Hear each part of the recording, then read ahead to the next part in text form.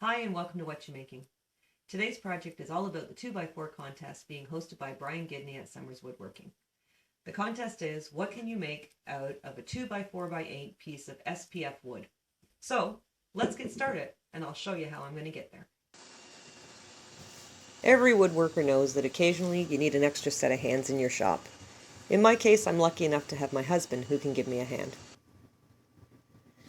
The first woodworker that was in my life was my dad. He taught me to measure it twice and cut it once. Over the course of this past year, I've had the privilege of joining the community of woodworkers on YouTube. It's a fantastic group of people who are very willing to share information with you, to share their knowledge base, help you with a project, answer a question if you have one. They're just really a great group of guys and gals. So in this video, I'd like to pay a little respect to those who have come before me and have helped me to learn to be a better woodworker.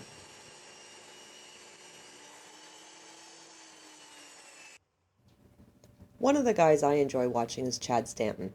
He has an interesting way of getting rid of his glue residue by flicking it underneath of his bench. Although I still use a paper towel, it's the little things in videos sometimes that we do that other people may pick up on that you don't realize it.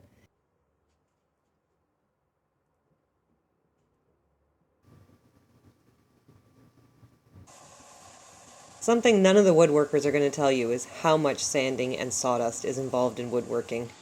Get yourself a good respirator. Another fella that I watch is Ramsey. I've learned how to make some nice table saw sleds watching his videos, and I've learned another few tricks along the way too. But this in particular, this sled, has helped me out quite a bit.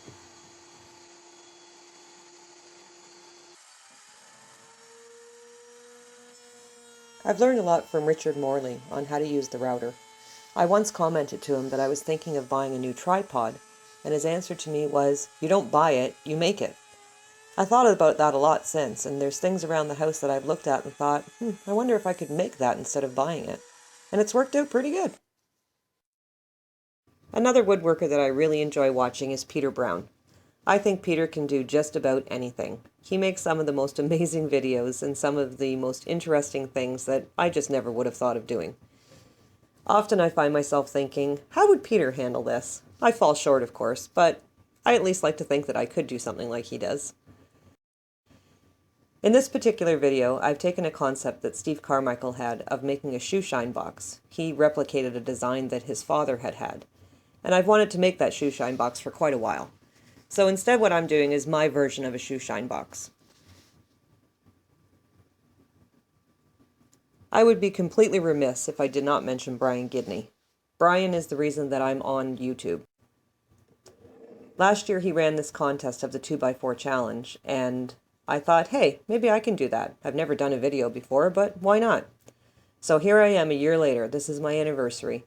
I've done quite a few videos now, and I've had a good time doing them, and I've learned a lot along the way. So I do thank Brian for encouraging me to become involved in this community.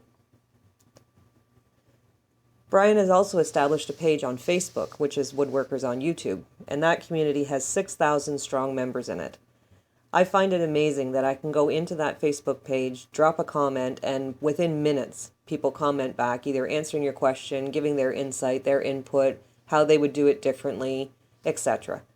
They're just, as I say, a wonderful group of people who are very kind and helpful in the woodworking community, and I just would not be the woodworker I am today without them.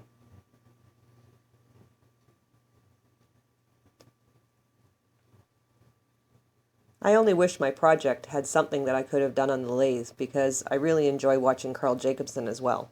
He does some beautiful work with the lathe, and I'm nowhere near his skill set either, but even still, it's nice watching. Sterling is another woodworker I've found on the Woodworkers on YouTube who is always ready to offer a kind word, some helpful insight, some input, and he just makes it so nice to be in the community with him. Very generous, kind man.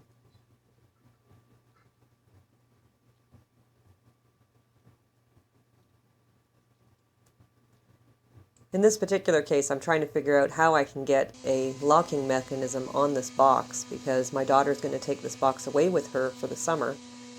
And I'm just concerned that maybe things may go missing if it wasn't locked. So I had to think outside the box to try to figure out how to get a lock in there. And then I decided to use my mallet that I learned how to make from Steve Ramsey.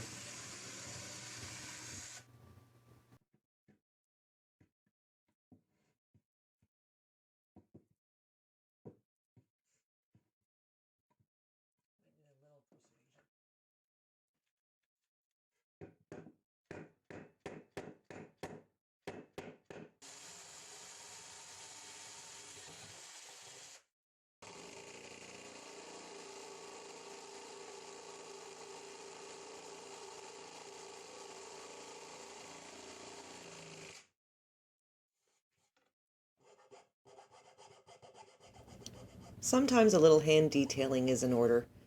It's not the prettiest work, and it's exhausting work, but it's rewarding work too.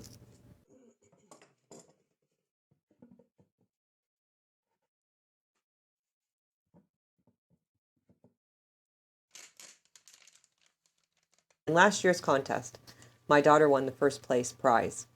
And in that prize were some of these cloths from Minwax that help you put the stain on your wood. It's a nice, easy way to get it on there, and it certainly worked out well for this project.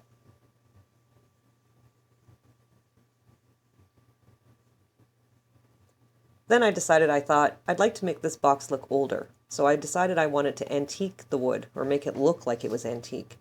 So I Googled it and went onto YouTube and tried to figure out how to do this, and of course, who would I come across but Izzy Swan. Izzy's another one who thinks outside of the box and comes up with some very creative ideas, amazing ideas. So I used one of Izzy's videos to follow to figure out just how to get this to look a little old and a little beat up. The ink transfer method is something that a couple of guys I've seen them do videos. Jay Bates in particular and Steve Ramsey are the two that I've seen. This ink transfer method is amazing. You can put just about anything on a piece of wood. Anything that you can print, you can put it on. In this particular case, it worked out well because I wanted to put my daughter's name on the box.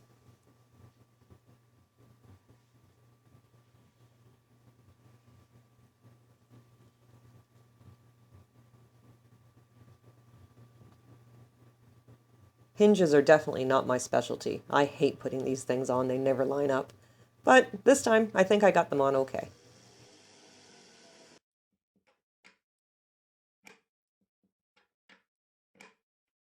And there's the army boots. For anybody who wants to tell me your daughter wears army boots, she sure does, and I couldn't be prouder of her.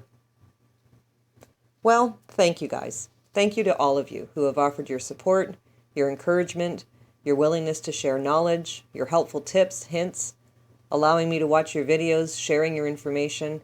It's meant the world to me. It's made me a better woodworker. It's helped me improve my skill set, and I just couldn't have done it without you. So thanks. Here's to another great year. Cheers.